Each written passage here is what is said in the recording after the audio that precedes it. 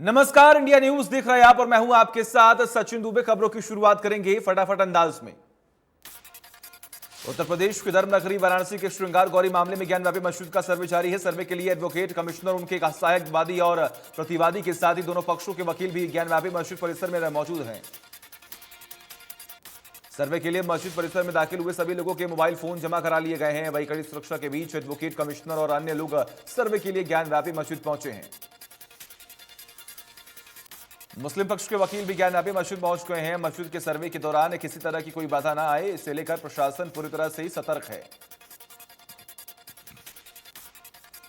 बुलानाला की ओर से विश्वनाथ मंदिर जाने वाले रास्ते पर किसी को पैदल भी जाने की इजाजत नहीं है। पुलिस प्रशासन ने सुरक्षा के कड़े इंतजाम किए हैं। पूरे इलाके को सील कर दिया गया है। दिल्ली के मुंडका की एक व्यावसायिक इमारत में लगी भयानक आग में अब तक 27 लोगों की मौत हो गई है, जबकि हादसे में हताहत हुए 40 लोग अस्पताल में भर्ती हैं। पश्चिमी दिल्ली में मुंडका मेट्रो स्टेशन के करीब ही एक बिल्डिंग में शुक्रवार की शाम भीषण आग लग गई थी। आग इमारत की पहली मंजिल पर बने सीसीटीवी कैमरे और राउटर बनाने वाली एक कंपनी के कार्यालय में लगी, लेकिन कुछ ही वक्त में इसने पूरी इमारत को अपनी चपेट में ले लिया। बिल्डिंग से आग की कई फीट ऊंची लपटें दिखाई दी। भयानक धुएं के बीच अग्निशमन कर्मियों को भी आग बुझाने में काफी मशक्कत करनी पड़ी। जिस कंपनी में आग लगी थी उसके दोनों मालिक वरुण गोयल और सतीश गोयल को गिरफ्तार कर लिया गया है, जबकि इमारत का मालिक मनीष लंगड़ा फरार है। बताया जा रहा है कि इतनी बड़ी बिल्डिंग में फायर एग्जिट नहीं था। ये लापरवाही इमारत में फंसे लोगों के लिए काल बन गई।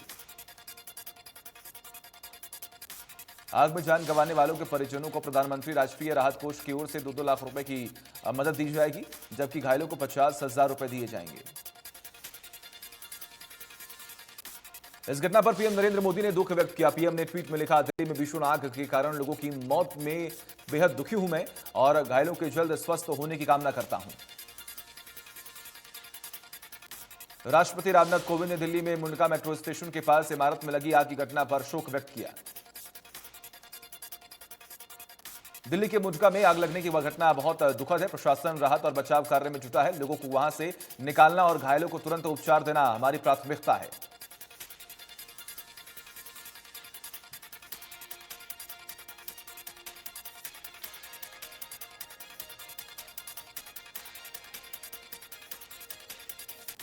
स्वास्थ्य मंत्री मनसुख मंडाविया ने कहा कि दिल्ली के मुंडका स्थित बिल्डिंग में आग लगने की घटना बेहद पीड़ादायक है। इस दुख की घड़ी में प्रभु उन्हें शक्ति प्रदान करे। घायलों के शीघ्र स्वस्थ होने की कामना करता हूं।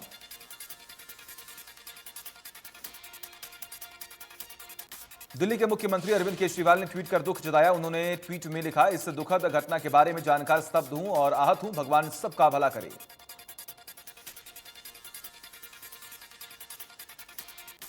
राष्ट्रपति रामनाथ कोविंद 15 मई से जमैका और सेंट विंसेंट एंड ग्रेनेडाइंस के एक हफ्ते के दौरे पर जा रहे हैं। यह किसी भारतीय राष्ट्राध्यक्ष की इन दो करीबियों देशों की पहली यात्रा है। जमैका और सेंट विंसेंट एंड ग्रेनेडाइंस की यात्रा के दौरान राष्ट्रपति कोविंद दोनों देशों के नवोदित क्रिकेटरों को क्रिकेट किट भेंट करेंगे। आपको बता दें कि दोनों देश वेस्ट इंडीज का हिस्सा हैं। राष्ट्रपति रामनाथ कोविंद की यह यात्रा कैरिबियाई क्षेत्र के देशों के साथ भारत के उच्च स्तरीय जुड़ाव की निरंतरता को दर्शाती है और छोटे विकासशील द्विपक्षीय देशों के साथ काम करने की प्रतिबद्धता पर जोर देती है। दिल्ली के मुख्यमंत्री अरविंद केजरीवाल ने राष्ट्रीय राजधानी दिल्ली के विभिन्न इलाके में बुलडोजर कार्रवाई को लेकर आज मुख्यमंत्री आवास पर बैठक बुलाई है। रूस यूक्रेन के बीच जंग का आज 80वां दिन है। अब रूस ने दावा किया है कि यूक्रेन की तरफ से उस पर हमला हुआ है, जिसमें एक रूसी नागरिक की मौत हुई है और कई लोग गंभीर रूप से घायल हुए हैं।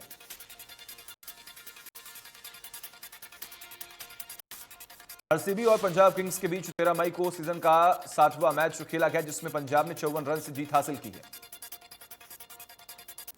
पंजाब ने इस मैच में 9 विकेट खोकर 209 रन बनाए, जो आईपीएल 2022 में उसका सबसे बड़ा स्कोर भी रहा। पंजाब की सीजन में यह छठी जीत रही, जबकि आरसीबी को छठी हार का सामना करना पड़ा।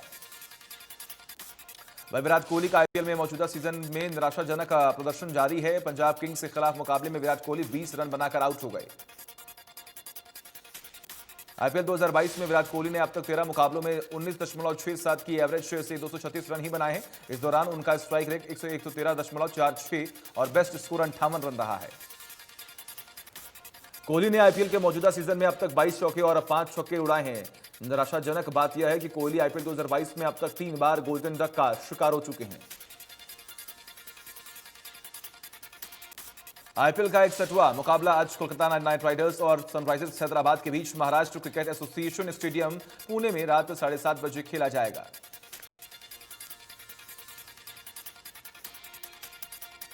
बैडमिंटन में टीम इंडिया के खिलाड़ियों ने इतिहास रच दिया है। बैंकॉक में चल रही थॉमस कप प्रतियोगिता में भारतीय पुरुष बैडमिंटन टीम फाइनल में पहुंच गई है। शुक्रवार को खेले गए सेमीफाइनल मुकाबले में भारत ने डेनमार्क को 3-2 से मात दी है। भारतीय टीम की जीत के हीरो एचएस प्रणय रहे, जिन्होंने निर्णायक मुकाबले में रासमस गैमको को मात दी है। भारत में पिछले 24 घंटे में कोरोना वायरस के 2858 नए मामले आए सामने, 11 मरीजों की मौत हुई है। हरियाणा में कोरोना का आंकड़ा लगातार बढ़ता ही जा रहा है। 24 घंटे में 439 नए मामले आए सामने और एक्टिव केस की संख्या लगभग 1000 से अधिक हो गई है।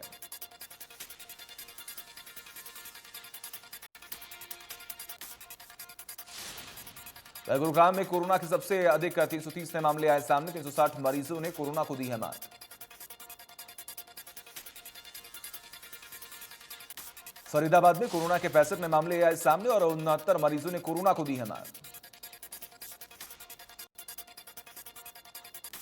दिल्ली को पानी देने के विषय पर सीएम मनोहर लाल ने कहा कि अनुबंध के हिसाब से पूरा पानी दिल्ली को दिया जा रहा है। पंजाब से हमें पूरा पानी मिले या नहीं, लेकिन दिल्ली का जितना ड्यू है वो पानी दिया है। यमुनानगर में सीएम मनोहर लाल कल नई अनाज मंडी चकादरी में जन विकास रैली को संबोधित करेंगे और विकास कार्यों का उद्घाटन और शिलान्यास भी करेंगे। अंबाला में हरियाणा के गृह एवं स्वास्थ्य मंत्री अनिल विज जनता दरबार लगाकर प्रदेश भर के लोगों की समस्याएं सुनेंगे। गुरुग्राम में deputy CM Dushyant Chautala GIA house में जेजेपी के युवा विंग के साथ बैठक करेंगे, जिसमें पंचायत और निकाय चुनाव की तैयारियों पर चर्चा की उम्मीद है।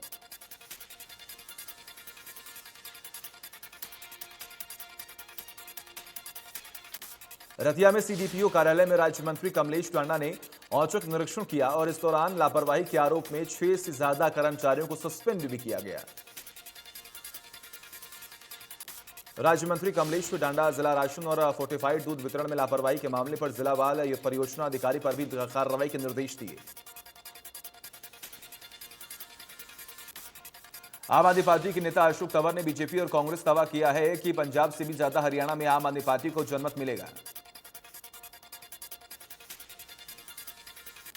अशोक तंवर ने कहा कि प्रदेश में महंगाई, भ्रष्टाचार, बेरोजगारी फैली हुई है, उसको आम आदमी पार्टी की झाड़ू साफ कर सकती है। बाकी लोग तो साठ गांठ कर प्रदेश को लूटने में लगे हुए हैं।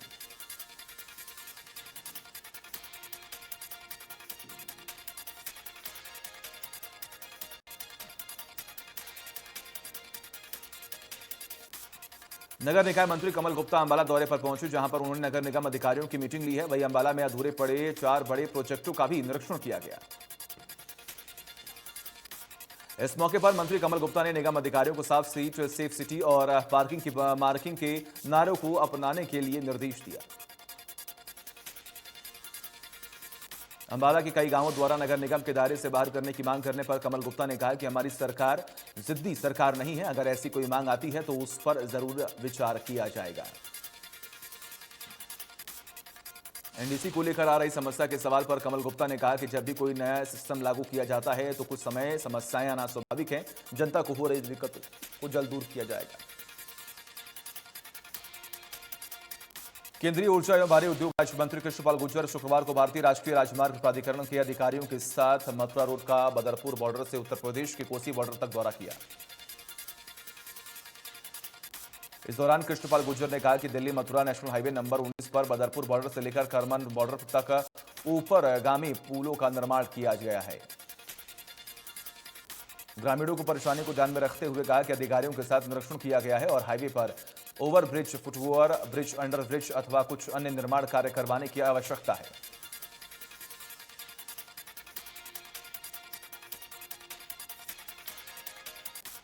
शिक्षा मंत्री कंवरपाल गुर्जर ने प्रेस वार्ता कर कहा कि 15 मई को यमुनानगर में हरियाणा प्रगति रैली होगी। विकास की कई घोषणाएं इस रैली में होंगी। उन्होंने कहा कि उत्तर प्रदेश की तर्ज पर हरियाणा के मदरसों में राष्ट्रगान हो रहा है या नहीं। साथ ही उन्होंने कहा कि राष्ट्रगान गाने से किसी को कोई दिक्कत नहीं होनी चाहिए।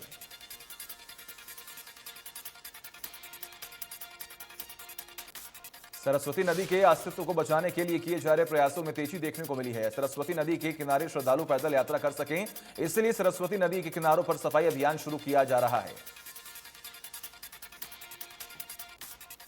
यमुनानगर पहुंचे सरस्वती हेरिटेज बोर्ड के डिप्टी चेयरमैन दुमन सिंह किरिमिच ने बताया कि नदी के इलाके में कई घाट और मंदिर हैं, उनका रखरखाव ठीक से नहीं हो पाया। अब हरियाणा के लगभग सभी गांव में बनाई गई सेवा समितियां इसका रखरखाव और इस प्रोजेक्ट को मंजूरी मिल चुकी है।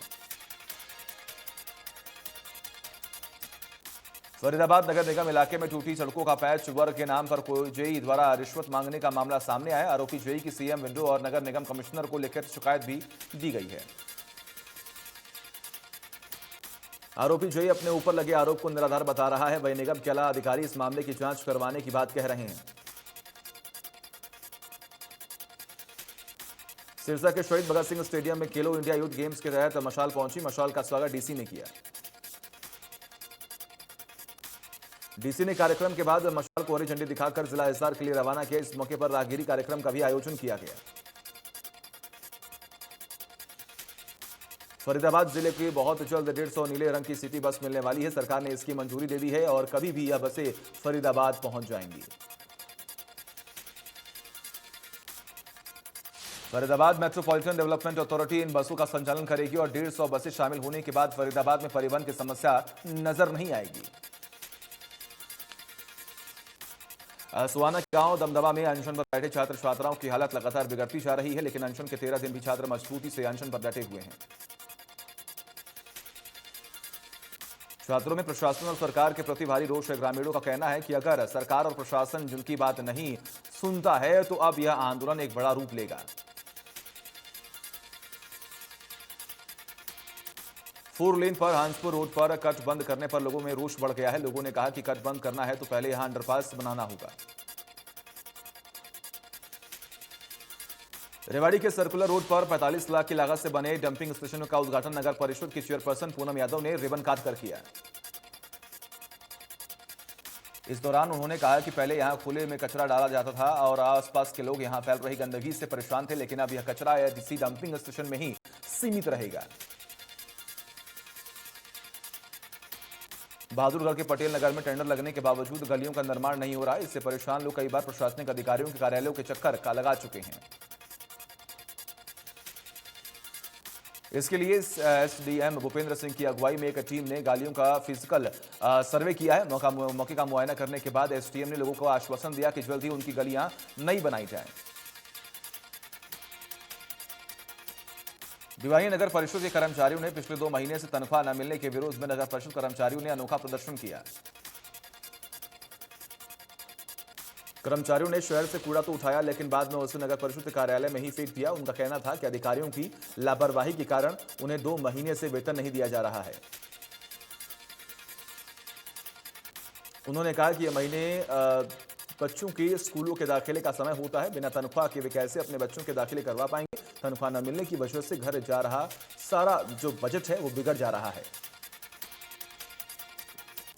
सोनीपत के एटलेस रोड पर स्थित रोटरी क्लब मेड टाउन द्वारा 111 बेटियों को साइकिल वितरित की गई। साइकिल मिलने से बेटियों के शिक्षा की राह और भी आसान हो गई है। जानकारी के मुताबिक सोनीपत जिले के अलग अलग सरकारी स्कूलों से बेटियों को चुना गया है और उन्हें साइकिल वितरित की गई है। कोरोना काल में बच्चों का टीकाकरण कम होने के कारण मरोड़ा पीएचसी में 2 खसरा और 1 गलगोट की पुष्टि हो चुकी है, जबकि जिले में 47 संदिग्ध मामले सामने आए हैं जिनकी जांच की जा रही है। मेवात विकास अभिकरण ने एनजीओ के साथ एक एमओयू साइन किया है, जिसके तहत अब जिले भर के सरकारी स्कूलों में 1000 टीचर एनजीओ के माध्यम से लगाए जाएंगे। गुरुग्राम में सेक्टर 52 के अपार्टमेंट में 11वें फ्लोर पर भीषण आग लग गई। सूचना मिलते ही दमकल विभाग की कई गाड़ियां मौके पर पहुंची और आग पर काबू पाया।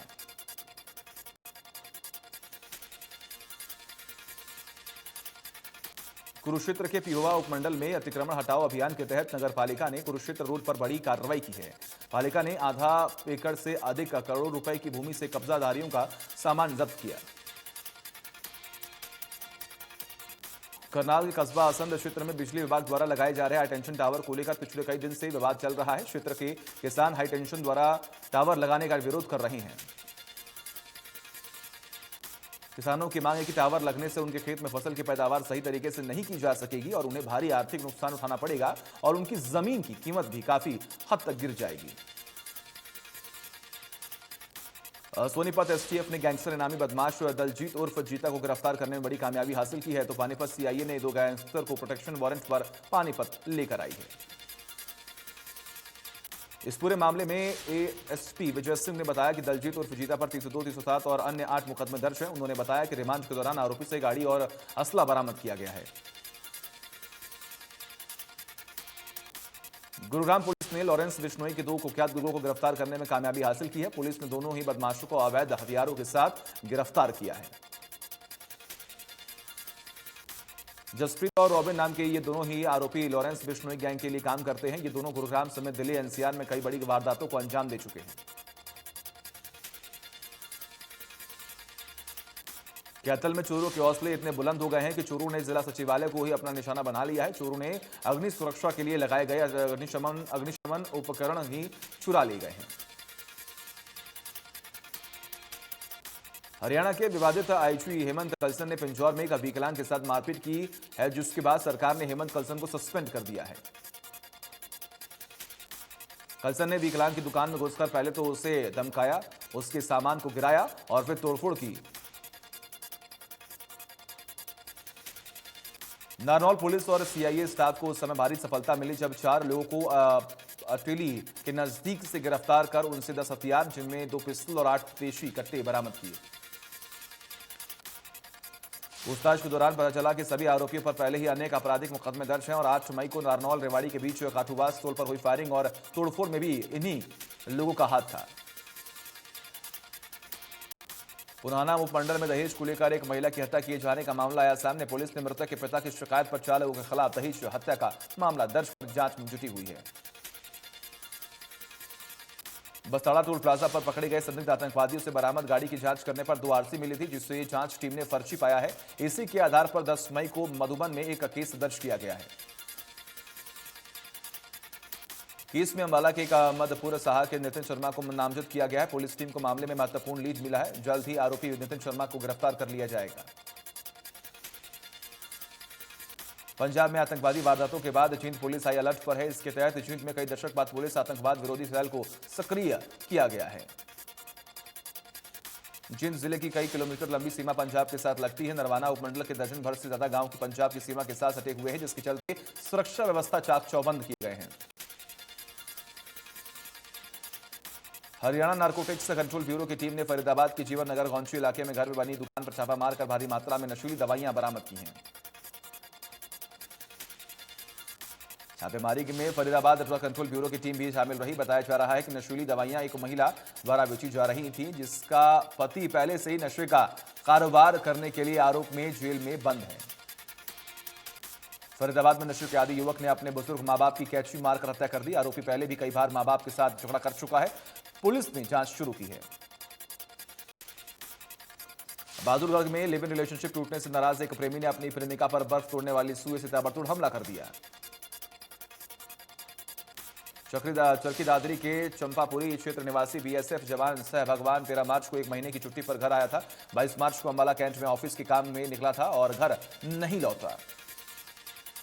पुलिस ने 14 अप्रैल को सह भगवान की गुमशुदगी की रिपोर्ट दर्ज की। परिवार में पत्नी और बच्चों का रो रो कर बुरा हाल हो गया। मेट्रोमोनियल साइट से लड़कियों के साथ धोखा, युवक ने 100 से अधिक लड़कियों को बनाया अपना शिकार। पुलिस ने आरोपी फरहान को किया गिरफ्तार। कटरीना ने मां बनने की खबरों पर तोड़ी चुप्पी, बताया बेबुनियाद है ये खबरें। कटरीना पति विकी के साथ हनीमून के लिए गई थी लंदन। कटरीना जल्द ही सलमान संग फिल्म टाइगर 3 में दिखेंगी नजर। सलमान खान ने शेयर किया धाकड़ का ट्रेलर। दबंग हीरो के इस ट्वीट से कंगना हुई खुश। धाकड़ में जबरदस्त एक्शन के साथ देखेंगे कंगना।